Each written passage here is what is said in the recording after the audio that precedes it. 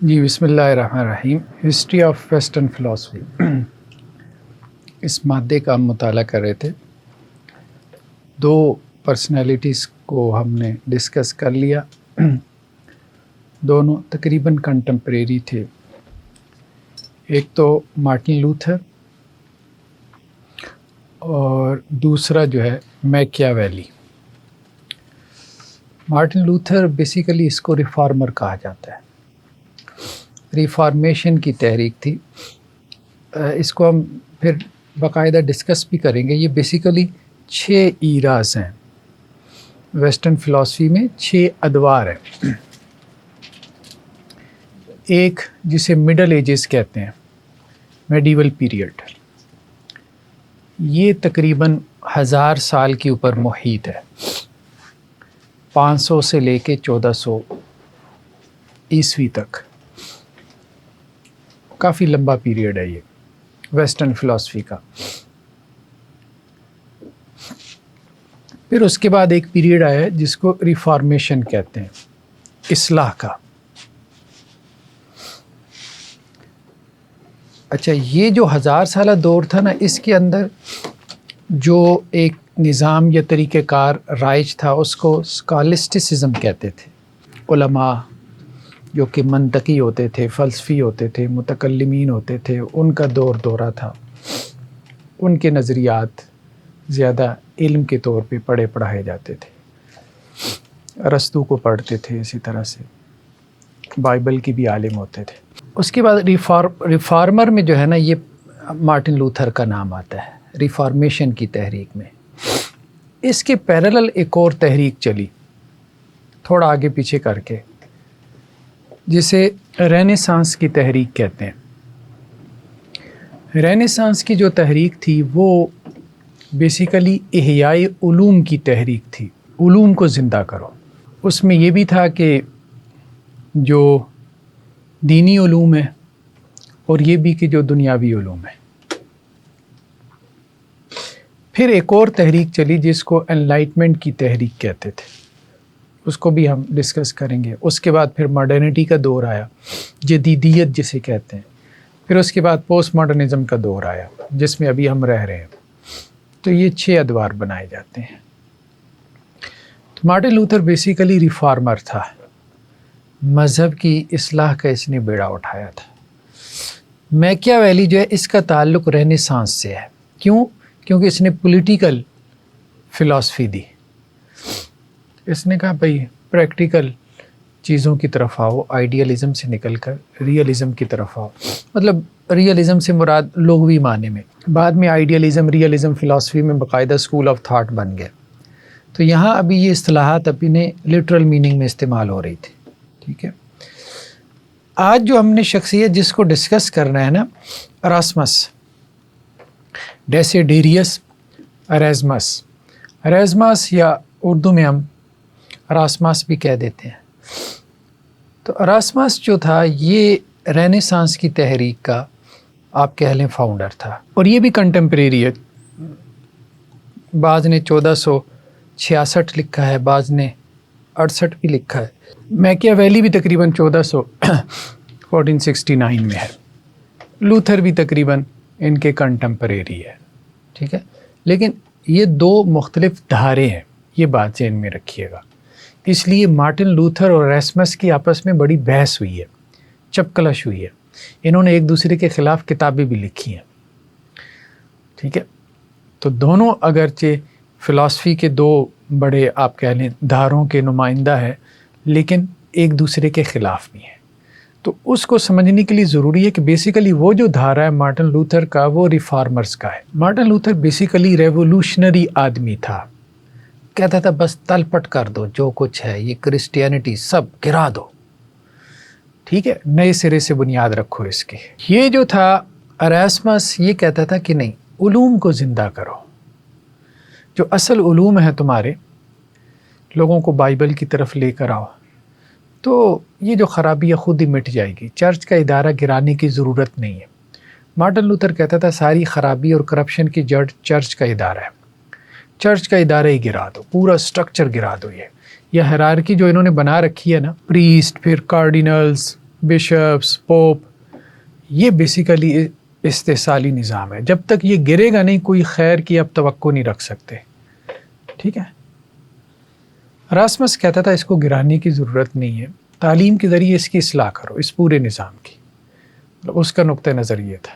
تو وہ رینیسانس کے اندر احیاء علوم کی طرف آتا تھا. جیسے پہلے ہم نے ایک مرتبہ یہ بات ڈسکس کی تھی کہ اکثر و بیشتر ایک تو میڈیول پیریڈ کے اندر وہ تو ویسے ہی 1000 سالہ دور ہے ویسٹرن فلاسفی کا، اور اس کے بعد بھی یہ ریفارمیشن میں بھی آپ دیکھیں گے، رینیسانس میں بھی دیکھیں گے، ایون کہ انلائٹمنٹ کے پیریڈ میں بھی زیادہ تر پادری ہیں جو آگے آگے ہیں. ٹھیک ہے. فلسفے کے اندر تو جیسے ڈیریس ایرازمس جو تھا یہ بھی بیسیکلی پادری تھا، کیتھولک پادری تھا. تو ہالینڈ کے ایک شہر روٹرڈیم اس کے اندر اس کی پیدائش ہوئی. تو یونانی اور لاطینی دونوں زبانوں کا ماہر تھا. یہ کسی جو ہے وہ فرقے کی طرف اس نے اپنی نسبت نہیں کی. اس کی زندگی میں ہی پروٹیسٹنٹ وجود میں آ گئے تھے. لوتھر اس سے تھوڑا سا پیچھے ہے. اصل میں لوتھر بھی اس کے افکار سے متاثر ہوا ہے. ایک جملہ بہت معروف ہوا ان کے زمانے میں کہ ایراسمس نے انڈے دیے، لوتھر نے بچے پیدا کیے. تو مطلب فکر جو تھا نا اس کا تھا جو لوتھر نے اٹھایا. لوتھر بھی بیسیکلی اس کے متاثرین میں سے ہے، آپ یوں سمجھ لیں. تو یہ اس اعتبار سے یہ بڑا آدمی ہے، لوتھر سے بھی بڑا آدمی ہے. لیکن یہ ہے کہ لوتھر نے تو ایک فرقہ بنا لیا، کیتھولک کے اگینسٹ پروٹیسٹنٹزم بن گیا، وجود میں آ گیا لوتھر کے زمانے میں. یہ کسی فرقے کا حصہ نہیں بنا. اس نے کہا میں سیکٹیرینزم کے خلاف ہوں. علمی لوگوں کا یہ کام نہیں ہے. ایک فرقے کا رد کرنے کے لیے آپ ایک دوسرا فرقہ بنا لو، یہ کوئی طریقہ نہیں ہے. یعنی جبر کا مقابلہ آپ جبر سے نہیں کر سکتے. ظلم کو ختم کرنے کے لیے آپ ایک نیا ظلم پیدا کر لو، اس کا کوئی فائدہ نہیں ہے. تو اس لیے یہ ساری زندگی فرقوں سے آزاد رہا. اس کے یہ خلاف تھا. لوتھر کے ساتھ اس کو ہمدردی تھی. کیوں؟ کیونکہ دونوں چرچ کے ناقد تھے. دونوں یہ سمجھتے تھے کہ چرچ نے کرپشن پیدا کی ہوئی ہے اس پورے نظام نے. لیکن لوتھر کہتا تھا کہ اس کو گرا دو نظام کو. یہ کہتا تھا گرانے کا فائدہ نہیں ہے، گرا کے نیا لے کے آؤ گے ایک اور ظالمانہ نظام پیدا کر دو گے، خلا تو رہے گا نہیں. ٹھیک ہے. تو بہتر ہے جو ایگزسٹنس سسٹم ہے آپ اس کی اصلاح کرو ریولوشن کی بجائے. اس کا نعرہ انقلاب کا تھا، اس کا نعرہ صحیح معنوں میں ریفارمیشن بذریعہ ایجوکیشن تھا کہ لوگوں کو ایجوکیٹ کرو آپ، اور یہی ہمارا کام ہے. ٹھیک ہے.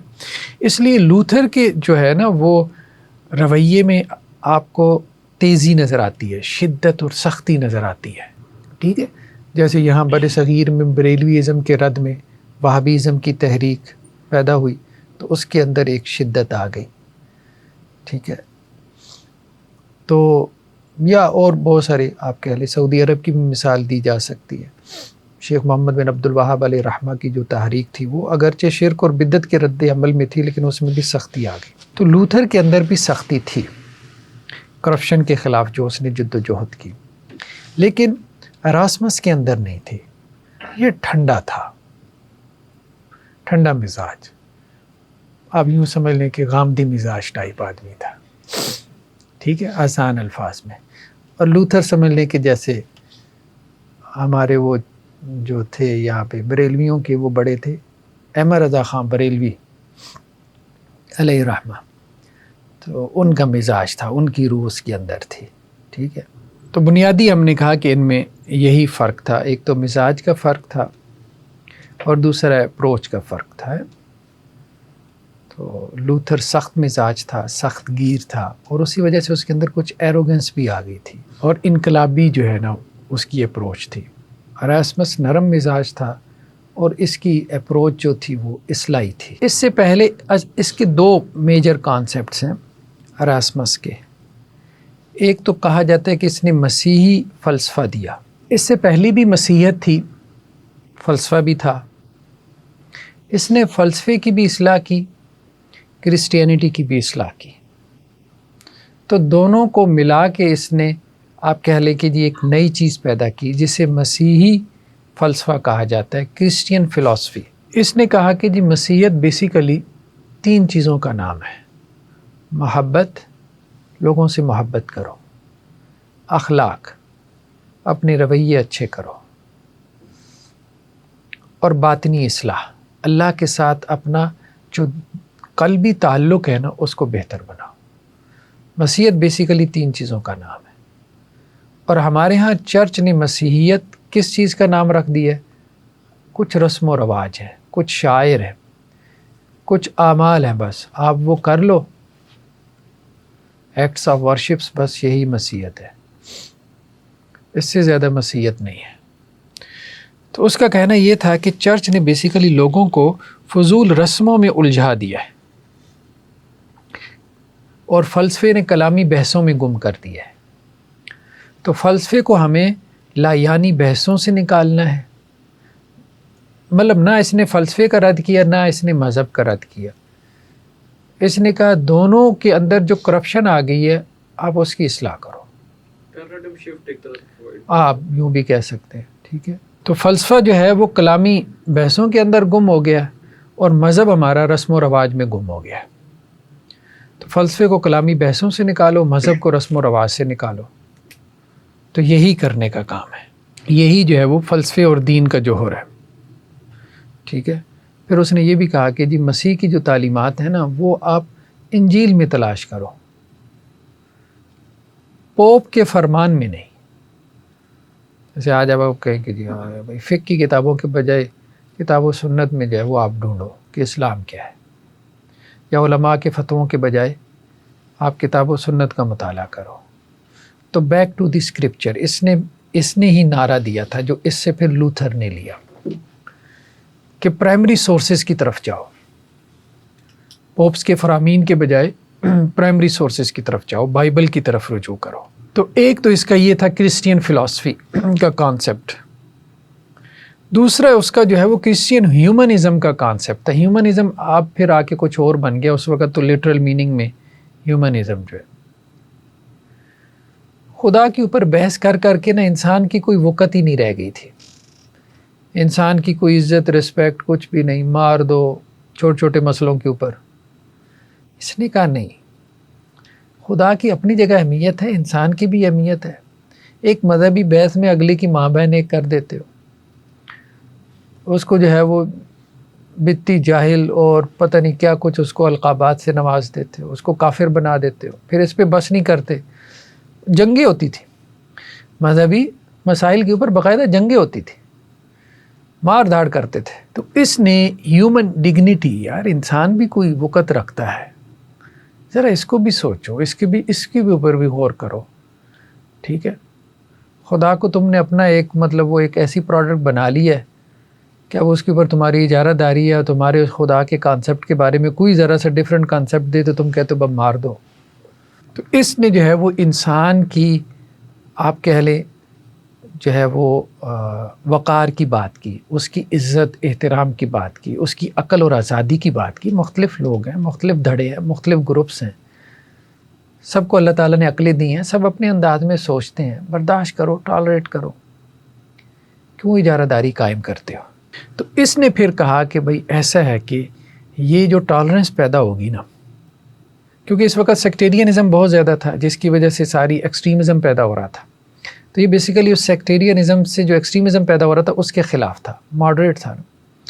ایک تو کہتا تھا بھائی فلسفی پڑھو، ساکریٹس سے آپ اخلاقیات لو، پلیٹو سے افلاطون سے آپ عقل لو، ریزن لو، ایرسٹوٹل سے ارسطو سے آپ جو ہے وہ ماڈریشن لو، اس کے اندر اعتدال تھا، ٹھیک ہے۔ یعنی ان 3 بڑے فلاسفر سے آپ یہ 3 چیزیں سیکھو، سقراط سے اخلاق سیکھو، اور افلاطون سے سیکھو کہ بھائی عقلی دلیل کیسے دی جاتی ہے، جو ریزن لاجک کیسے پیدا کی جاتی ہے، اور ارسطو سے آپ سیکھو کہ اعتدال کیسے پیدا کیا جاتا ہے۔ پھر اس نے کہا کہ پرائمری سورسز کی طرف آپ رجوع کرو، اس کے بعد دوسروں کو سپیس دو، آپ اپنی ایک رائے رکھو، بیان کرو، دوسروں کو سپیس دو، اختلافات آپ ختم نہیں کر سکتے۔ کہا جاتا ہے کہ اس نے یہ جو پلورلزم تھا نا، کہ ڈائیورسٹی ہے سوسائٹی کے اندر، ایک سے زیادہ آرا موجود ہیں، اس کو آپ ایکسیپٹ کرو. اس نے یہ بات کی، آپ اکیلے نہیں ہو، اور نہ ہی آپ یونیفارمیٹی لا سکتے ہو کہ سارے اہل حدیث ہو جائے، سارے بریلوی، سارے دیوبندی ہو جائے. یہ نہیں ہو سکتا. ٹھیک ہے، ڈائیورسٹی ہے، یہ ایک ریالٹی ہے، یہ حقیقت ہے، رہنا ہے. آپ زیادہ سے زیادہ بحث کر سکتے ہو، ڈسکشن کر سکتے ہو، اگلے کے سامنے اپنا موقف پیش کر سکتے ہو. اس کو زبردستی اپنے جیسا بنانے کی کوشش نہ کرو فتووں سے، یا اس کے اوپر جنگیں مسلط کر کے. یہ کام نہ کرو. مطلب یہ اس کا یہ بنیادی تھا. تو ایک طرف تو کہا جاتا ہے کہ اس نے فلسفے کو آسمان سے زمین پہ اتارا. یار اتنی لمبی چوڑی بحثیں، گہری بحثیں کرنے کی ضرورت نہیں، موٹی موٹی باتیں.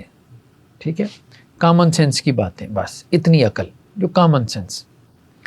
دوسرا، اس نے مذہب کو جو ہے وہ رسم و رواج سے نکالا کہ مذہب رسم و رواج کا نام نہیں ہے. جیسے ہمارے یہاں بر صغیر میں آپ کہیں اہل حدیث حضرات نے کیا.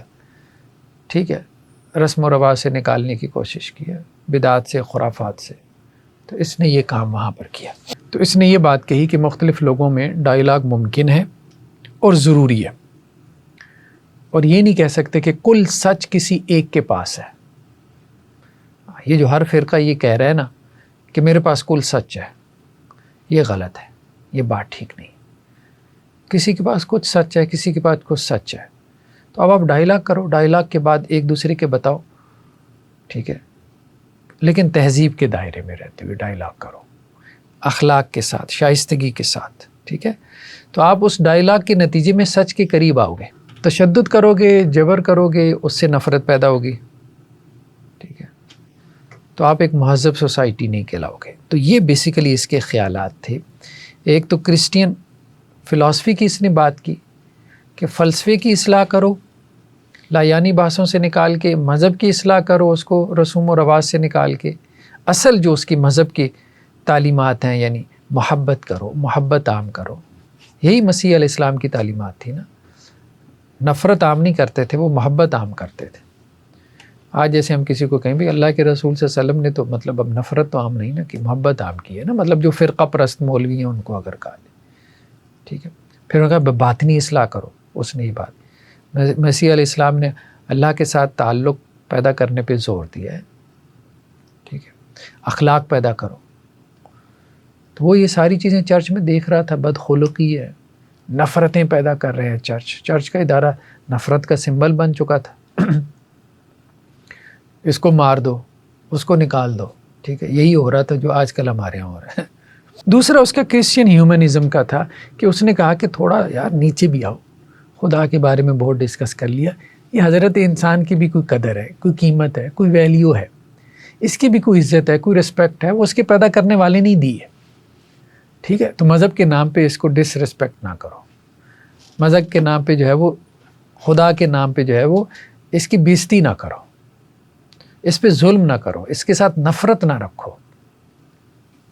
ٹھیک ہے، وہی نا، خدا کے نام پہ نفرت رکھی جاتی ہے نا. تیسرا جو اس کا کانسیپٹ تھا ایجوکیشن کے حوالے سے.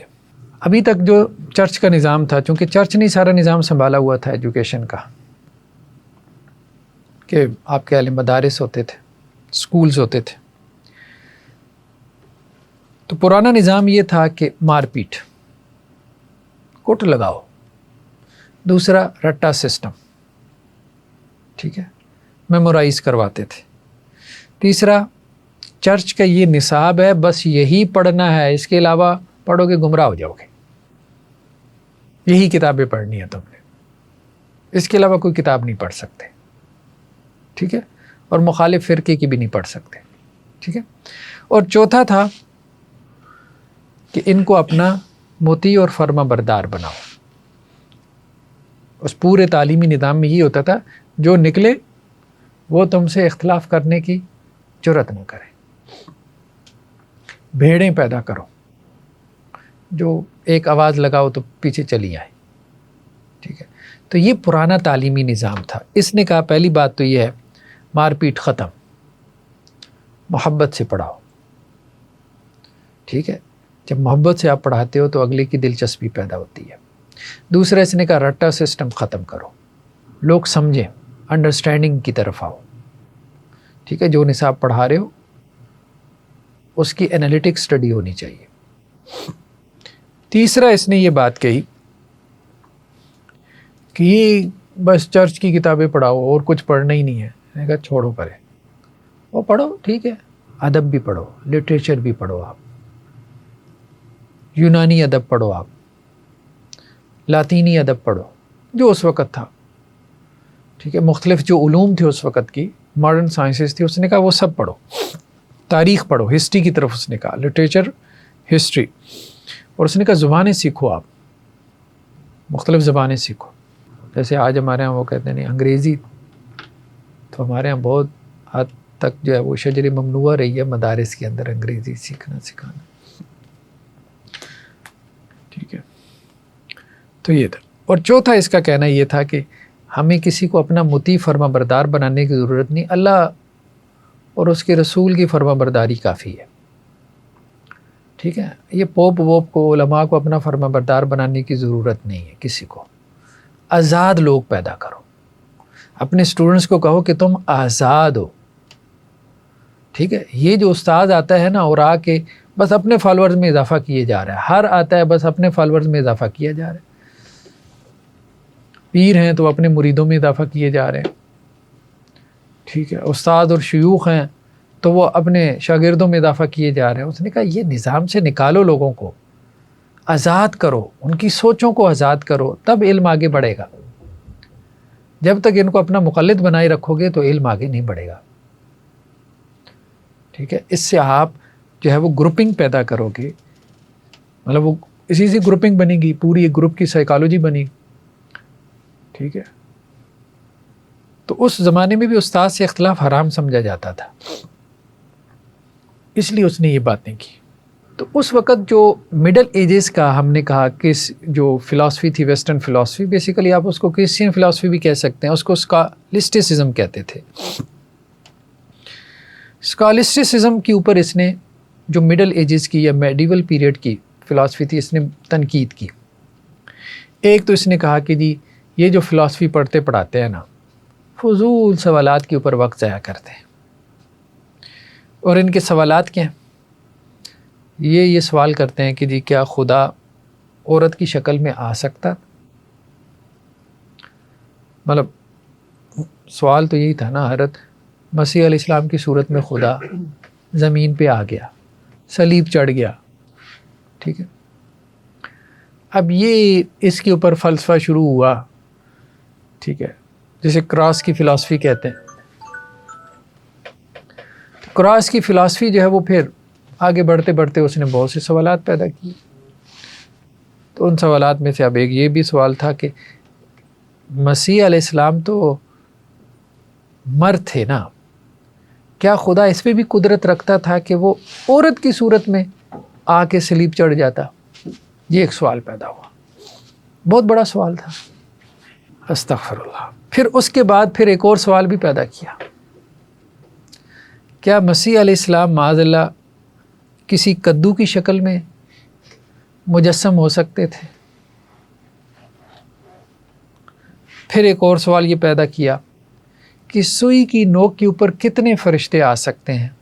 پھر ایک اور سوال انہوں نے یہ پیدا کیا ہوا تھا کہ جنت میں جب کھانا کھائیں گے تو وہ ہضم کیسے ہوگا؟ اس پہ بڑی بحث ہو رہی تھی، ٹھیک ہے، وہاں تو فضلہ وغیرہ نہیں ہوگا تو وہ ہضم کیسے ہوگا؟ تو اس نے کہا کہ یہ کیا کر رہے ہیں، یہ تو حضرت مسیح علیہ السلام کی تعلیمات نہیں تھی، ان کی تعلیمات انتہائی سادہ تھی مسیح علیہ السلام کی، اللہ کے بندے بنو، اخلاق اچھے کرو، لوگوں سے محبت کرو۔ یہ کن چکروں میں پڑ گئے؟ یہ لوگوں کو کیا پڑھا رہے ہیں؟ کیا یہ بائبل کی تعلیمات ہیں؟ کیا یہ خدا کی تعلیمات ہے؟ اس نے ساتھ یہ کہا کہ انہوں نے ارسطو کو وہ مقام دے دیا جو مسیح علیہ السلام کا مقام تھا۔ ارسطو بھی ایک انسان تھا، اس سے غلطیاں ہو سکتی تھیں۔ آج ہمارے ہیں جیسے سائنسٹسٹ کو وہ یہ مقام دے دیا گیا کسی بڑے سائنسدان پہ تنقید کر کے تو دیکھیں، ٹھیک ہے، نبیوں جیسا مقام ان کو ملا ہوا ہے۔ تو اس زمانے میں ارسطو کے ساتھ تو وہ کہتا تھا یہ جو ہے نا، انہوں نے ارسطو کو جو ہے وہ ایک نبی بنا لیا ہے کہ وہ غلطی سے پاک تھا، حالانکہ وہ انسان تھا، غلطی کر سکتا تھا۔ تو اس زمانے میں یہ بھی تھا کہ جو ارسطو کی مخالفت کرتا تھا نا، یہ 1000 سال تک پوری کرسچینٹی ابھی ارسطو کے فلسفے کے اوپر کھڑی ہوئی تھی. انہوں نے اس کو ریشنلائز کیا تھا نا کراس کی فلسفی کے ذریعے سے. تو وہ ارسطو کا فلسفہ خدمت کر رہا تھا، بیسیکلی ان کے عقائد لایانی عقائد تھے، اس کو ریشنلائز کرنے کے لیے فلسفے کو استعمال کیا. تو ارسطو کو نبی کا مرتبہ تو انہوں نے دینا تھا. تو اس نے کہا اب جو ارسطو سے اختلاف کرتا ہے، کہتے ہیں یہ بتی ہو گیا. ٹھیک ہے، یہ عجیب جہالت انہوں نے پھیلا رکھی ہے. تو یہ اسکالسٹسزم جو ہے نا، اس کے اوپر اس نے تنقید کی. تو اس نے ارسطو کا مقام گرایا. اس وقت اس کا نبی کا مقام تھا، اس نے اس کا مقام گرایا سب سے پہلے. اس نے کہا بائبل اور ارسطو کی تعلیمات کو ملانا ایسی ہے جیسے آپ جو ہے نا وہ مقدس پانی میں زہر ملا دو. اس کو سائڈ پہ رکھو.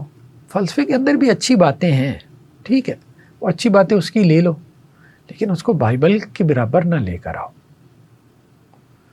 ٹھیک ہے، اس کا بائبل کے برابر مقام نہیں. ایک تو اس نے یہ بات کہی کہ لایانی بحثوں میں الجھی ہوئی ہیں.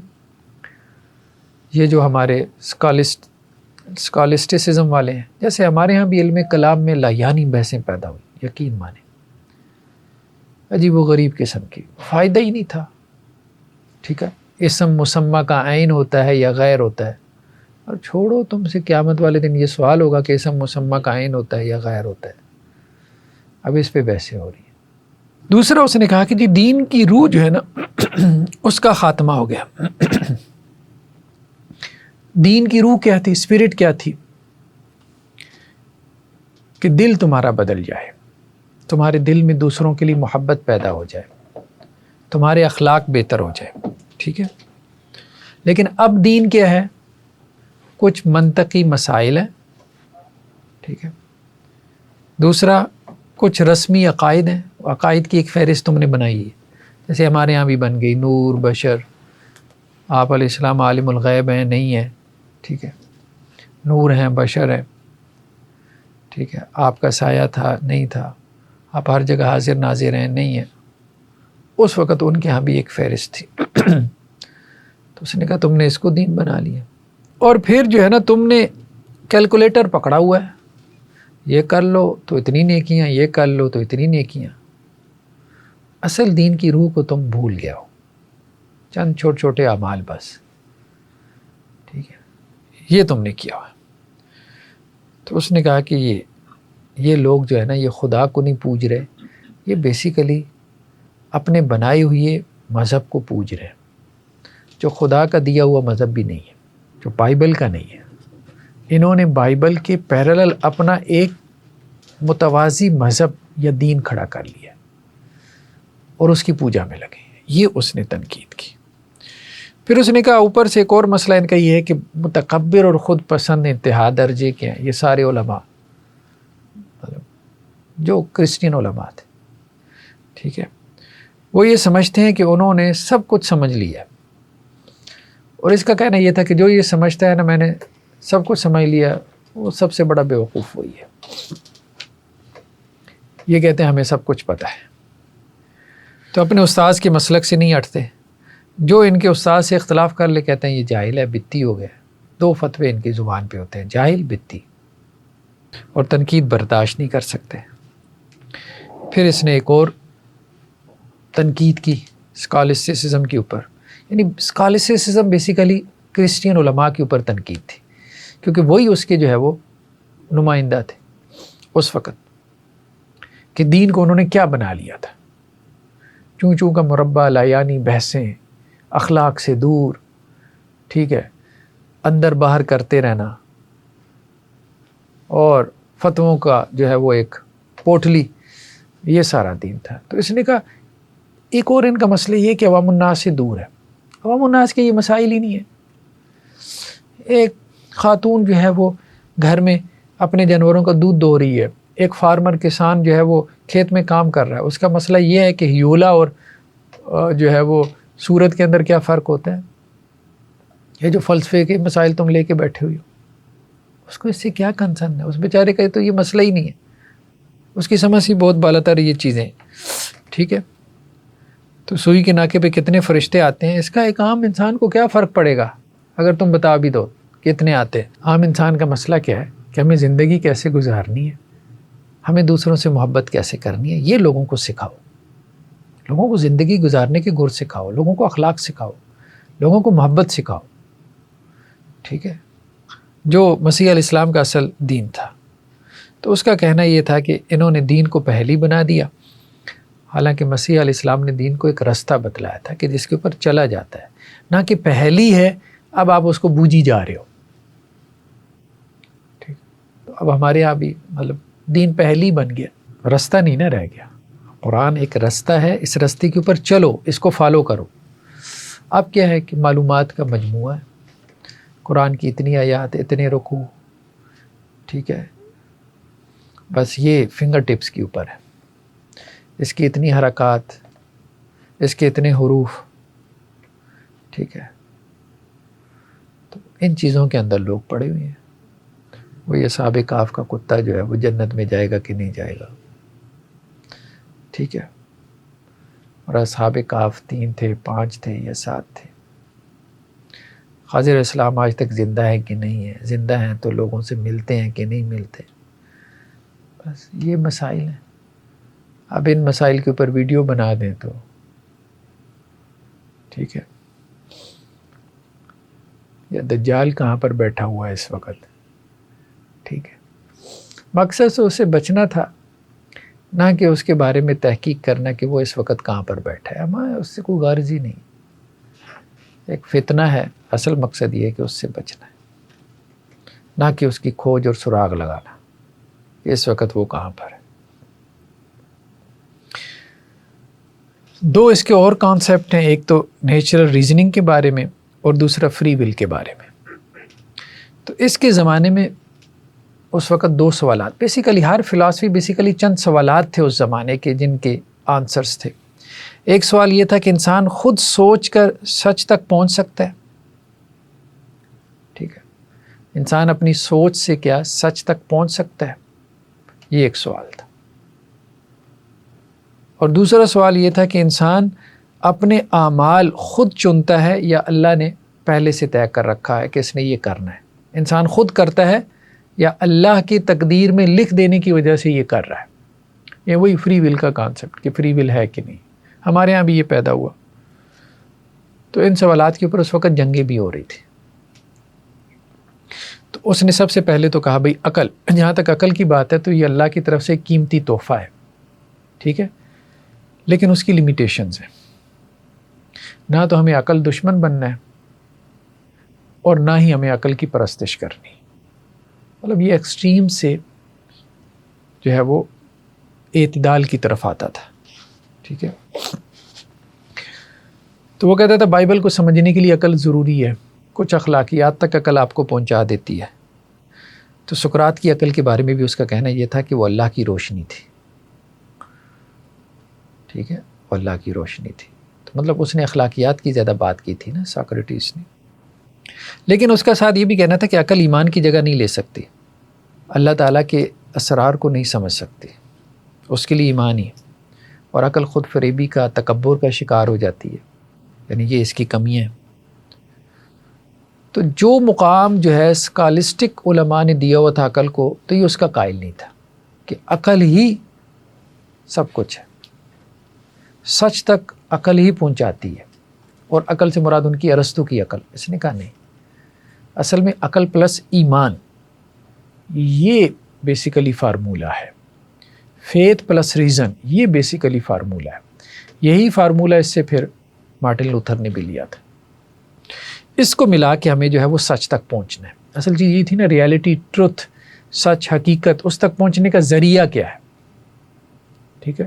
تو انہوں نے ارسطو کی عقل کو بنایا ہوا تھا. اس نے کہا نہیں, ارسطو کی عقل نہیں. عقل سے مراد کامن سینس, عام آدمی کی عقل جو سب کے پاس ہے, پلس ایمان, مسیحی ایمان. یہ دونوں ملائیں گے تو آپ ریالٹی تک, حقیقت تک پہنچیں گے. اور یہ دونوں آپس میں دشمن نہیں ہیں, بلکہ عقل کیا ایمان کی خادم ہے. دوسرا جو اس کا فری ول کا کانسیپٹ تھا نا, یہ اس کے اور اصل میں لوتھر کے درمیان ڈیبیٹ چل گئی. لوتھر نے اگرچہ اس سے استفادہ کیا لیکن اس کے خلاف ہو گیا تھا.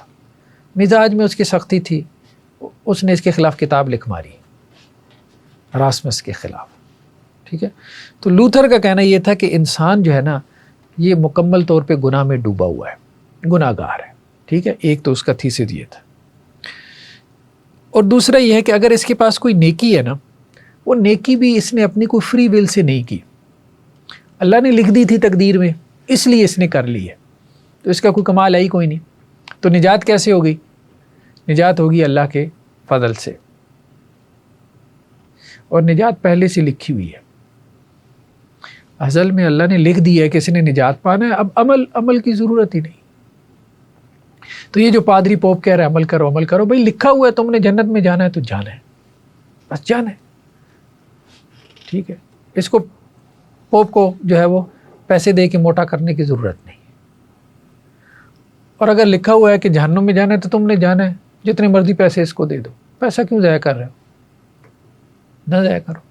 تو یہ اس کا بنیادی تھیسس تھا جو تقدیر کے اوپر کھڑا تھا کہ سب کو ازل سے طے ہے، جبریہ والا. یہ لوتھر کا تھا بنیادی طور پہ، ٹھیک ہے. تو اس نے کہہ دیا کہ بھئی ازل میں یہ بات طے ہو چکی کہ نجات کس نے پانی ہے. بلکہ اس نے کتاب بھی لکھی جس کا مطلب آپ کہہ لیں مفہوم یہ تھا، غلام ارادہ، یعنی ارادہ بھی ہمارا آزاد نہیں ہے، وہ بھی غلام ہے، ہم بھی غلام ہیں، ارادہ بھی غلام ہے. ہم اپنی آزاد مرضی سے کچھ بھی نہیں کر سکتے، جو کچھ کر رہے ہیں وہ پہلے سے طے ہے اور اسی کے مطابق کر رہے ہیں بس. اس نے پھر اس کے بعد اس کے اوپر کتاب لکھی اراسمس نے. اس نے کہا بھئی دیکھو بات یہ ہے کہ انسان کو آزادی دی گئی ہے، یہ ماننا پڑے گا. آپ کے سامنے نیکی اور بدی ہوتی ہے، خیر اور شر ہوتا ہے. جب آپ ایک کی طرف جاتے ہو دوسری کی طرف نہیں جاتے تو آپ کے پاس کوئی چوائس ہے تبھی تو آپ جاتے ہو. یہ آپ نہیں کہہ سکتے، یہ مشاہدے کے خلاف ہے کہ میرے پاس آزادی نہیں، میرے پاس فری ول نہیں. یہ بات ٹھیک نہیں ہے، ٹھیک ہے. تو اس نے پھر یہ بھی سوال پیدا کیا کہ اگر اللہ نے ازل سے طے کر دیا کہ میں نے جہنم میں جانا ہے تو یہ جسٹس نہیں ہے. یہ تو اس نے پھر طے کر دیا نا. اور اگر اس نے ازل میں طے کر دیا کہ میں نے جنت میں جانا ہے تو یہ بھی جسٹس نہیں ہے.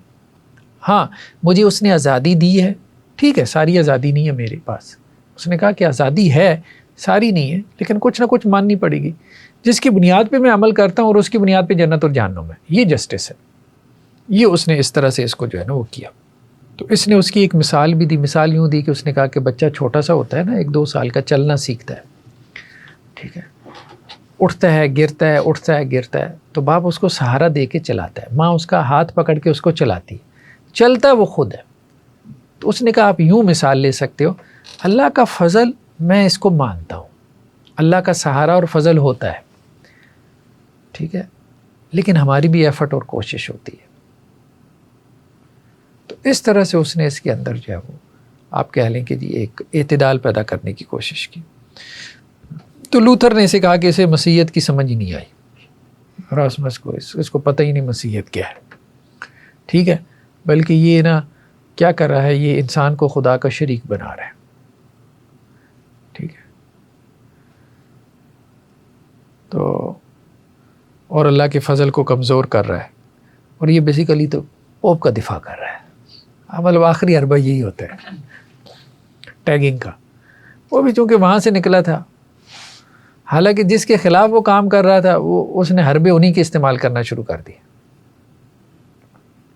جیسے ہمارے یہاں کوئی مولویوں کے خلاف جو ہے کہ جی مولویوں بڑے بد اخلاق ہوتے ہیں، بڑے بد اخلاق ہوتے ہیں، اور خود ان سے بڑھ کے بد اخلاق ثابت ہو، ٹھیک ہے. یہی لوتھر کا معاملہ تھا. جیسے ہمارے انجینئر علی مرزا کی مثال آ رہی ہے ذہن میں، ٹھیک ہے. تو یہ اس کا معاملہ یہ تھا کہ اس نے اس کو ٹیگ کرنا شروع کر دیا اراسمس کو کہ تم بیسیکلی پوپ کا دفاع کر رہے ہو، چھوڑو تم اس کے ساتھ منطقی لاجیکل بات کرو، ٹھیک ہے. پوپ کا دفاع کر رہے ہو، یہ تو کوئی جواب نہیں ہے. اور پھر یہ کہ تمہیں دین سمجھ ہی نہیں آیا، یہ بھی ایک ہوتا ہے، تمہیں تو سمجھ ہی نہیں آیا. چھوڑو سمجھ نہیں آیا، انالیسس کرو اس کی دلیل کا، تجزیہ کرو، بتاؤ کہ اس کی دلیل میں کہاں کمزوری ہے. سمجھدانی اس کی چھوٹی ہے بڑی ہے، اس کا ایسے کوئی تعلق نہیں. ہاں ان کا جو فری ول کا تصور ہے وہ ہم سے قریب تر ہے. کن؟ ہاں ایراسمس کا ہم سے قریب تر ہے. ٹھیک ہے. ہاں یہ اس نے لوتھر کو جواب دیا. اس نے کہا دیکھو تم نے اصلاح شروع کی تھی، میں تمہارے ساتھ تھا، اور میں تمہاری اس بات کو اپریشیٹ کرتا ہوں کہ تم نے چرچ کے اندر جو کرپشن تھی اس کو بے نقاب کیا. اب تم خود جو ہے نا ایک کرپشن پیدا کر رہے ہو. تم نے جبر کے خلاف آواز اٹھائی اور اب تم خود جبر کی طرف جا رہے ہو. یعنی تم نے کہا کہ جی یہ اپنی رائے ہمارے اوپر مسلط کرتے ہیں، تم نے خود وہی کام شروع کر دیا اپنے رویے سے کہ اپنی رائے مسلط کرنا شروع کر دی. تو تم ایک چرچ ختم کر کے اس کی جگہ دوسرا چرچ کھڑا کر رہے ہو. ٹھیک ہے، یہ تم ٹھیک نہیں کر رہے. ٹھیک ہے. یہ بھی کہا جاتا ہے جو جس طرح مسلمانوں میں بھی یہ جبریہ والے آئے، اب جس طرح کہ انہوں نے یہ جو کانسیپٹ نکالا تھا، یہ شاید اپنی ہی چیزوں کو ویلیڈیٹ کرنے کے لیے نکالا تھا کہ ہم پھر ظلم کر سکیں، لوگ سوال نہ اٹھائیں کہ جی یہ تو تقدیر میں لکھا. ہاں تقدیر میں لکھا تھا کہ میں نے ظلم کرنا ہے، تو اب بس ٹھیک ہے. یہ بھی تھا مطلب کچھ اس طرف بھی گئے. اس نے یہ بھی کہا کہ اگر انسان کو مکمل آپ مجبور مان لینا تو پھر جو اس کی مورل رسپانسبلٹی ہے وہ کہاں سے آئے گی؟ مورلی وہ رسپانسبل نہیں رہ جائے گا. ٹھیک ہے، تو وہ تو ہر ذمہ داری سے آزاد ہو جائے گا نا. تو یہ آپ نہیں کہہ سکتے. اس نے یہ بھی بلکہ بات کی کہ مطلب یہ کہ نہ تو یہ جبریہ ہے نہ یہ قدریہ ہے، مطلب اس سے ملتی جلتی اس نے بات کی. بلکہ اس نے یہ بات بھی کہ اس نے کہا دیکھو بات یہ ہے کہ علم بیسیکلی نا یقین پیدا نہیں کرتا. علم یقین پیدا نہیں کرتا. تو میں یہ کہتا ہوں کہ بس ہمیں یہ بات سمجھ میں آتی ہے، اس سے زیادہ نہیں. میں کوئی یقینی بات کرنے کی پوزیشن میں بھی نہیں ہوں. میں یہ بھی نہیں کہہ رہا کہ جو میں کہہ رہا ہوں وہی ٹھیک ہے. وہ لوتھر کو جواب دے رہا تھا نا کہ ڈٹرمنزم پیدا نہ کرو. ٹھیک ہے، اور اپنی بات میں یقینیت پیدا نہ کرو. یہ علم کی روح نہیں ہے کہ میں ہی ٹھیک ہوں. تو یقین سے جواب دینا، وہ کہتا تھا یہ غرور ہو، یہ تکبر ہے. علم یا علمی رائے میں ہمیشہ ہمبلنس ہوتی ہے کہ ہمیں یہ بات سمجھ میں آتی ہے، ہمیں یہ لگتا ہے. اس نے یہ بات کہی. لوتھر کو یہ سمجھا ہے کہ تم بھی بیسیکلی نا وہی سرٹینٹی پیدا کر رہے ہو جو پوپ نے پیدا کی. اب جیسے غامدی مکتب فکر میں یہ بہت زیادہ اتنا سرٹن ہو کے بات کرتے ہیں خدا کی یہی بات ہے. خدا تو نہیں نا باپ لگے ہوئی، خدا کی یہی بات ہے. ہمبل اوپینین کی یار ہمیں یہ بات سمجھ میں آتی ہے، ہو سکتا ہے دوسرے ٹھیک ہوں، ان کی بھی بات سن لو بس. اس نے کتاب لکھی، یہ بہت معروف ہوئی. کہا جاتا ہے پوپ اس کے اوپر بڑا ہنسا اس کی کتاب پڑھ کے. بیسیکلی یہ پوپ کے اوپر تنقید بھی تھی. Praise of فولی. فولی بیسیکلی ایک خیالی کردار ہے.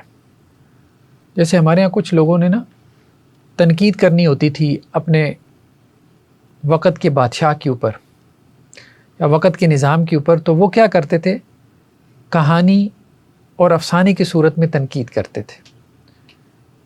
جیسے آج کل بھی ہوتا ہے، جانوروں کی کہانیاں بنا کے تنقید شروع کر دیتے ہیں. ٹھیک ہے، تو فولی بیسیکلی ایک خیالی کردار تھا. ایک خاتون، پریز آف فولی، حماقت کی دیوی.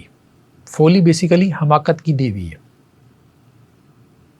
ٹھیک ہے، دیوی ہے لیکن کس چیز کی؟ حماقت کی، وزڈم کی نہیں، اسٹوپیڈیٹی کی. تو وہ اپنی تعریف خود کرتی ہے. احمق آدمی اپنی تعریف خود کرتا ہے، سمجھدار نہیں کرتا، احمق. اس نے جو ہے نا یہ ایک انداز جو ہے وہ اختیار کیا. وہ یہ کہتی تھی کہ بھئی کوئی اور تو میری تعریف نہیں کرتا، میں تو کروں نا اپنی تعریف. ٹھیک. تو اس کے جو والدین ہیں، ایک تو دولت کا دیوتا ہے اور ایک جوانی کا. فولی کے والدین ایک دولت اور ایک جوانی. تو اس کے کہنے کا مقصد یہ تھا کہ بیسیکلی دولت اور جوانی یہ دونوں چیزیں ملے نا تو حماقت پیدا کرتی ہیں، اسٹوپیڈیٹی پیدا کرتی ہیں. اور یہ دونوں چیزیں وافر مقدار میں پوپ صاحب کے پاس موجود ہیں. ٹھیک، اور بادشاہوں کے پاس بھی، اور راہبوں کے پاس بھی، اور یہ جو اسکالسٹسزم کے جو تھے ایکسپرٹس ان کے پاس بھی. تو بیسیکلی ایک طنز کیا اس نے آپ کے حالے. تو اس کتاب کا مرکزی خیال یہ تھا کہ دنیا اصل میں حماقت پر چلتی ہے. یہ دنیا کیوں چل رہی ہے کہ اس دنیا میں احمق لوگ موجود ہیں. جس دن سمجھدار آ گیا نا اس دن یہ دنیا چلنا بند ہو جائے گی. ٹھیک ہے, یہ اس کا مرکزی خیال تھا. اور اس کا کہنا یہ بھی تھا کہ جو خود کو سب سے زیادہ سمجھدار سمجھتے ہیں وہ بیسیکلی سب سے بڑے احمق ہوتے ہیں. اس نے مثال دی, اس نے کہا بھی بچہ کیوں پیدا ہوتا ہے. اس نے کہا بیسیکلی دو انسان جو ہے نا جب سٹوپڈ بن جاتے ہیں تو پھر بچہ پیدا ہوتا ہے. اگر سمجھدار رہیں تو کبھی بچہ پیدا نہ کریں کیونکہ رسپانسبلٹی ہے, ذمہ داری ہے. ٹھیک ہے, تو وہ حماقت کی وجہ سے پیدا ہوتا ہے. اسی طرح خیر بہرحال اس نے مونکس کے اوپر, بشپس کے اوپر, پوپس کے اوپر, بادشاہوں کے اوپر, ہر ایک کے اوپر اس نے جو ہے وہ طنز کیا. مونکس کے بارے میں, راہبوں کے بارے میں اس نے کہا جیسے ہمارے ہیں وہ, اس نے کہا کہ جی کالا لباس پہنتے ہیں اور سمجھتے ہیں کالے لباس میں جنت ہے. ٹھیک ہے, پھر روزوں اور رسموں کو انہوں نے دین بنا رکھا ہے. پھر ان کی جو خانقاہیں ہیں ان خانقاہوں میں بس غرور اور تکبر ہے, ہم بڑے پہنچے ہوئی ہیں 7 آسمانوں کے اوپر اور فلاں جگہ فلاں جگہ, ہمیں یہ مکاشفے ہو رہے ہیں, ہمیں یہ کچھ نظر آ رہا ہے. یار بس اسی کے اندر ڈوبے ہوئے ہیں.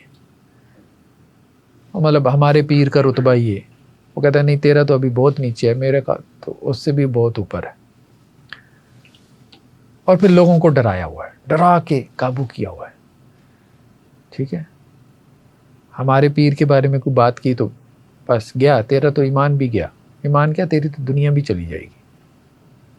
تو ڈرا کے جو ہے وہ لوگوں کو اپنے پیچھے لگایا ہوا ہے. تو اس طرح سے یہ جو ہے انہوں نے پورا اپنا نظام چلایا ہوا. تو خیر اس کی جو کرٹیسزم تھا نا اس کی وجہ سے دونوں اس کے خلاف ہو گئے تھے. کیتھولک والے کہتے تھے یہ بتی ہو گیا. پروٹسٹنٹس کہتے تھے کہ بزدل ہے, کھل کے بات ہی نہیں کرتا ہماری طرح. ٹھیک ہے, تو یہ بیسیکلی جو ہے نا پروٹسٹنٹ سے بھی ہمدردی رکھتا تھا, لوتھر وغیرہ سے. کہتا تھا یار بات یہ ہے کہ اصلاح کرو, تخریب کاری نہ کرو. ٹھیک ہے, یہ تمہارا رویہ ٹھیک نہیں.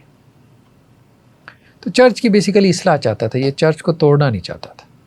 بادشاہوں کے اوپر اس نے تنقید کی. اس نے کہا طاقت کے نشے کے اندر بالکل جو ہے نا نشئی بنی ہوئی ہے, احمق سمجھتے ہم بڑے عظیم ہیں اور ان کے ارد گرد بس چاپلوسوں کی جماعت ہے. کوئی وزیر مشیر 2-4 تعریفیں کرتا ہے, بس جو مرضی ان سے نکلوا لے, جو مرضی ان سے حماقت کروا لے. ٹھیک ہے, جنگ کے خلاف اس نے بہت زیادہ لکھا. اس نے کہا بیسیکلی جنگ انہی کو میٹھی لگتی ہے جنہوں نے کبھی جنگ لڑی نہ ہو. تو یہ خلاف تھا اس کے, کہہ رہے بادشاہ اور چرچ دونوں مل کے بیسیکلی جنگیں کرواتے ہیں کیونکہ مرتے تو عوام ہیں اور وہ پیسے بٹورتے ہیں, پیسے سمیٹتے ہیں. یہ پوپ بھی مطلب اس وقت مذہبی جنگ کے نام پہ بڑا پیسہ لاؤ بھائی, جنگ لڑنی ہے نا مسلمانوں سے, پیسہ لے کے آؤ. تو یہی تو پیسہ اکٹھا کرتے تھے. آج کل وہ ٹرمپ صاحب بھی مانگ رہے ہیں نا کانگریس سے, اتنے پیسے دے دو, ایران سے جنگ لڑ رہے ہیں, اتنے $1 ٹریلین دے دو ہیں, 1.3 کے پتہ نہیں کتنے 1.2 ہیں. تو کہتا ہے کہ جی یہ چرچ جو ہے نا یہ کہتا ہے جنگ کوئی مقدس جنگ ہے, حالانکہ مسیح علیہ السلام تو بیسیکلی جنگ کے خلاف تھے. وہ تو محبت کی بات کرنے آئے تھے, جنگ کی نہیں. ان کی تو فلسفی نہیں تھی. تو یہ جنگ والا فلسفہ کہاں سے لے آئے؟ سفارت کاری سولو یہ بہت بہتر ہے اس جنگ و جدال سے جو تم لوگوں نے پیدا کیا ہو. پھر اس کا کہنا یہ بھی تھا کہ جو اصل مسیحی ہے نا, اصل مسیح, وہ بھی بیسیکلی دنیا اس کو احمق سمجھتی ہے. تو یہ کہتا تھا کہ جس کو دنیا احمق سمجھتی ہو نا وہ بیسیکلی عقل مند ہے. عقل مند صرف وہی ہے. جیسے وہ قرآن میں بھی آتا ہے نا کہ منافقین جو ہے وہ صحابہ کو بے وقوف سمجھتے تھے. تو اس کی وجہ یہی ہے کہ مطلب وہ جب پریکٹس کرے گا تو دنیا اس کو بے وقوف ہی سمجھے گی کہ یہ دین پریکٹس کر رہا ہے اس زمانے میں. ٹھیک, دنیا کو چھوڑ ہے.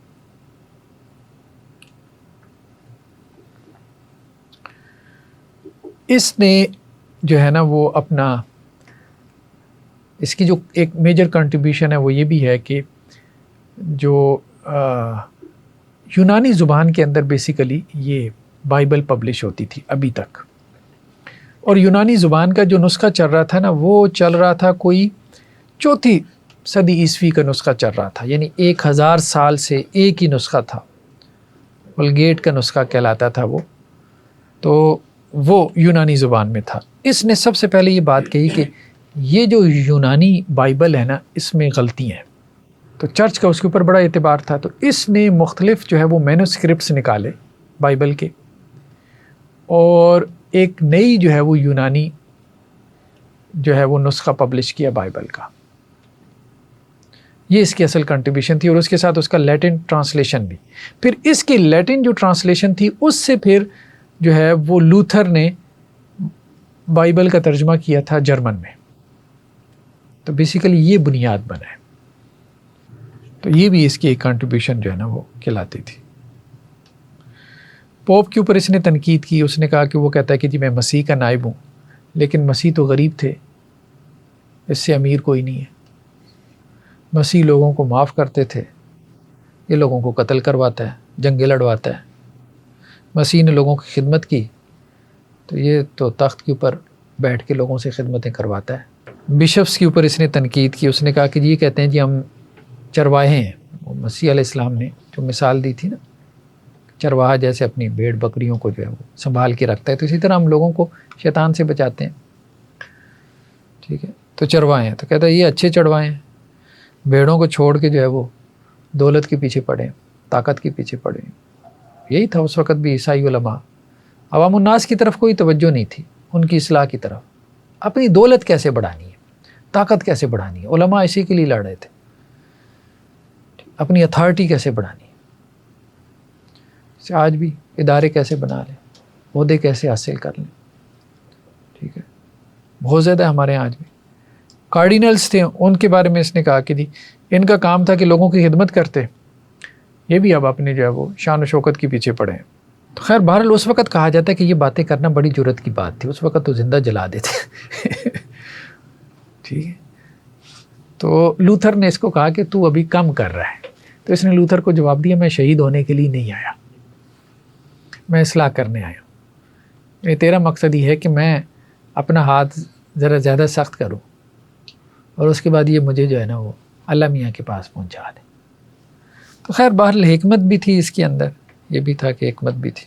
تو ایک تو اس نے کہا کہ جی اصل بائبل کو پڑھو، ٹھیک ہے، اور اس کی جو ہے وہ تشریحات کی طرف نہ جاؤ جو پوپ کر رہا ہے، ٹھیک ہے، اور دوسرا اس نے کہا کہ فلسفہ جو ہے نا، یہ جو عربوں نے تمہیں فلسفہ سمجھایا ہے نا عربی کے اندر، اس کو چھوڑو، یونانی میں جا کے اصل زبان میں فلسفہ سمجھو، یعنی درمیان کے جو واسطے ہیں نا وہ نکال دو۔ اس لیے کہا جاتا ہے کہ یہ رینیسانس کی تحریک کا جو ہے وہ بڑا فاؤنڈر تھا، کہ علوم کی اصل کی طرف، اس کے پرائمری سورسز کی طرف، اسی طرح ادب میں بھی، لٹریچر میں بھی اس نے کہا یہ گھٹیا ادب پڑھی جا رہے ہو، چھوڑو اس کو۔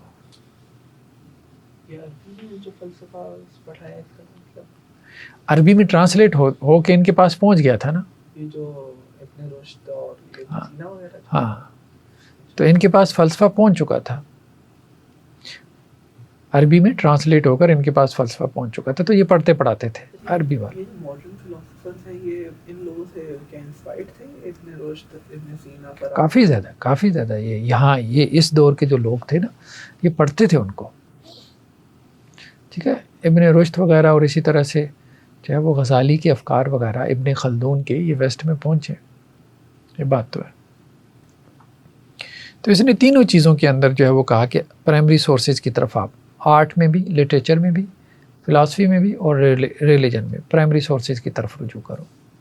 تو بیسیکلی یہ رینیسانس کی جو تحریک تھی اس کا یہ بندہ تھا، احیاء علوم کی تحریک، اور اس کا اور مارٹن لوتھر کا بنیادی فرق یہی بتایا جاتا ہے کہ مارٹن لوتھر ریولوشنری تھا، یہ بیسیکلی ریفارمسٹ تھا۔ مارٹن لوتھر جو ہے وہ ذرا ایگریسو تھا اس کی ٹون، یہ ذرا ماڈریٹ ٹائپ تھا، زیادہ معقول آدمی تھا، اور وہ سرٹینٹی کی طرف چلا گیا، بس ہماری رائے ہماری رائے ہماری رائے، یہ کہتا تھا کہ نہیں، رائے میں ایک سے زیادہ آراء ہو سکتی ہیں، ڈائلاگ کرتے رہو، اس ڈائلاگ کے نتیجے میں انسان جو ہے وہ سچ کے قریب پہنچ جاتا ہے. پھر بھی حتمی طور پہ یہ کہنا کہ میں ہی سچ پر ہوں، یہ مشکل رہتا ہے. ٹھیک ہے، پھر تعلیمی نظام کے اندر اس کی جو اصلاحات تھیں اس کو کافی ایکسیپٹنس ملی. تو یہ بیسیکلی تھا اس کا. سوال جی استاد، یہ آپ نے جب شروع کیا تھا یہ سبجیکٹ تو آپ نے کہا تھا کہ اس سے ہمارا مطلب ذہن کھلے گا، مقصد یہ ہے. میں ویسے ہی جاننا چاہ رہا ہوں کہ آپ اس طرح سے لنک کر کے ہمیں پڑھا رہے ہیں کہ ہمارے یہاں اس کی کیا مثال بنتی ہے ہر اسٹیج پہ آپ بتا رہے ہیں، اس سے کیا اچیو ہوگا یعنی ایٹ دی اینڈ اس سبجیکٹ سے گزرنے کے بعد، اس کے علاوہ ذہن کھلنے کے علاوہ یعنی آپ کیا سمجھتے ہیں فائدہ ہوگا؟ دیکھیں بیسیکلی تو یہ ہے کہ سوسائٹی کے اندر جو ہے نا ایک ایوولوشن، ایک ارتقاء، جس کے اوپر ہم سب کا جو ہے وہ کوئی اختیار نہیں ہوتا، وہ جاری ہوتا ہے. ٹھیک ہے، آپ کی سوسائٹی مختلف مراحل سے گزر رہی ہے، نئی سوچیں پیدا ہوتی ہیں. جب سوچ پیدا ہو جاتی ہے، پھیل جاتی ہے، عام ہو جاتی ہے، کسی سوچ کو آپ مار نہیں سکتے، ختم نہیں کر سکتے، وہ اپنے اثرات جانتی ہے. ٹھیک ہے، تو آج ہم یہاں بیٹھے ہیں، کل کی فیوچر کے اوپر ہماری نظر ہونی چاہیے کہ ہم کہاں جا رہے ہیں. ٹھیک ہے، اگر ہم یہ سمجھتے ہیں کہ آج ہم راسمس کے دور کے اندر بیٹھے ہیں، مارٹن لوتھر کے دور میں ہم بیٹھے ہیں، ٹھیک ہے، میکیاویلی کے دور میں ہم بیٹھے ہیں، تو کیا ہمارا مستقبل وہی ہے جو آج ویسٹ کا ہے؟ پوسٹ ماڈرنزم، میننگ لیس لائف. ٹھیک ہے، زندگی کا کوئی معنی ہی نہیں ہے. تو یہ سوالات پیدا ہوتے ہیں. یا آج اگر ہم یہاں بیٹھے ہیں، اس وقت انہیں تو اتنا نہیں پتہ تھا کہ نتیجہ کیا نکلے گا، تو ہمیں تو کم از کم پتہ چل گیا ہے کہ نتیجہ یہ نکلا ہے. تو یہاں یہ نہیں نکلنا چاہیے. تو آج ہم کیا اس کو کوئی ڈائریکشن دے سکتے ہیں؟ ختم کچھ نہیں کر سکتے، روک نہیں لگا سکتے ہم. یہ رکاوٹوں والے جو ہے نا، یہ لوگ یہ پیچھے ہی رہ جاتے ہیں، ختم ہو جاتے ہیں. سوسائٹی نے حرکت کرنی ہے، آگے کی طرف جانا ہے، پروگرس کرنی ہے. آپ اس کو ڈائریکشن دے سکتے ہو صحیح. اور وہ سوچنے سمجھنے والے لوگ ہی ہیں جو یہ سمجھتے ہیں، انڈرسٹینڈ کرتے ہوں کہ آج یہ سوسائٹی یہاں کھڑی ہے، کل یہاں نہیں ہوگی. ظاہر بات ہے آگے جائے گی نا، کہاں جا رہی ہے. تو یہاں آپ کو ڈائریکشن دینی ہے. اگر آپ کو لگتا ہے کوئی سوچ فکر یہاں ہمیں پیدا کرنی ہے، تو وہ آپ کو یہاں پیدا کرنی ہے، تاکہ کل کا وہ ایک مکتب فکر بن جائے. یہ کل کے افراد ہی تھے نا، آج کے مکاتب فکر ہیں، آج کی تحریکیں ہیں. تو آج کے ہم افراد ہیں، کل کی وہ تحریکیں ہیں. سیدھی سی بات ہے. سوچ مرتی نہیں، ختم نہیں ہوتی. اس زمانے میں ان کو شاید کوئی پوچھتا بھی نہیں تھا، لیکن آج ان کو پڑھایا جاتا ہے. آج یہ سلیبس کا حصہ ہے. ٹھیک ہے، آج آپ کو کوئی نہیں پوچھے گا، کل آپ کو پڑھایا جائے گا، آپ سلیبس کا حصہ ہوں گے. یہ اہم چیز ہے کہ آپ کی کنٹریبیوشن کتنی ہے، بات کو سمجھتے ہوئے، سوسائٹی کو، ماحول کو. ویژنری آدمی کون ہوتا ہے؟ جو آج نہیں، آج کے 100 سال بعد کو دیکھ رہا ہے. ٹھیک ہے سر، اس میں پھر یعنی کہ ہم یہ اپروچ رکھیں کہ کوئی بھی فلسفہ نہ وہ کلی طور پہ غلط ہوتا ہے، نہ کلی طور پہ صحیح. ہاں ایسے جو ہی، انسانی عقل سے ایمرج ہو. ایسے ہی. وہ جیسا ڈاکٹر صاحب کہا کرتے تھے کہ ڈائلیکٹیکل میٹیریلزم، کہ ایک سینتھسس کوئی فلاسفر آتا ہے، وہ پیش کرتا ہے اپنی عقل سے، پھر کچھ وقت کے بعد اس کا اینٹی تھیسس پیدا ہوتا ہے، یعنی کہ اس کو وہ خیر کی طرف موڑتا ہے. اگر اس میں کچھ زیادتی تھی تو اس کو دوبارہ وہ اس لائن پہ لے جاتا ہے. ایسے ہی. وہ پھر اس حدیث سے بھی جوڑتے ہیں کہ اس طرح وہ اسپائرل لائن گزرتی ہے، ایک انتہا پہ پہنچ جائے، پھر انسانیت کہتی کہ نہیں واپس لوٹے، پھر وہ ایک دفعہ صراط مستقیم پہ آتی ہے. تو پھر وہ یعنی کہ ہم اس ڈائریکشن کو واضح کریں کہ یہ صراط مستقیم ہے، اور یہ جتنے بھی فلاسفرز ہیں وہ ان میں کچھ صحیح ہے، کچھ غلط ہے. یعنی کہ ایز اے مسلم ہم اس اپروچ کو لے کر بالکل ایسی. اور پھر یہ ہے کہ ساتھ ساتھ ہمارے ہاں جو کنٹمپریری کیا چل رہا ہے. ٹھیک ہے، ہمارے ہاں بھی تو سوچیں ہیں نا. ایک سوچ پیدا ہوتی ہے، اس کے رد عمل میں ایک دوسری سوچ پیدا ہو جاتی ہے. ٹھیک ہے، وہ جیسے ہمارے یہاں کسی نے کہا نا کہ جی یہاں ایک بدمعاش تھا، یعنی حکومت. ٹھیک ہے، اس کو ختم کرنے کے لیے ایک اور بدمعاش پیدا ہو گیا، یعنی وکیل. پھر ان کے مقابلے کے لیے ایک اور بدمعاش پیدا ہو گیا، یعنی میڈیا. تو بات یہ ہے کہ وہ خیر اس کا اپنا ایک تبصرہ تھا. ٹھیک ہے، تو یہ وہ پرویز مشرف کے زمانے کی بات ہے. تو یہی ہے ہمارے یہاں صورت حال یہی ہے. چلیں جی، سبحانک اللہم.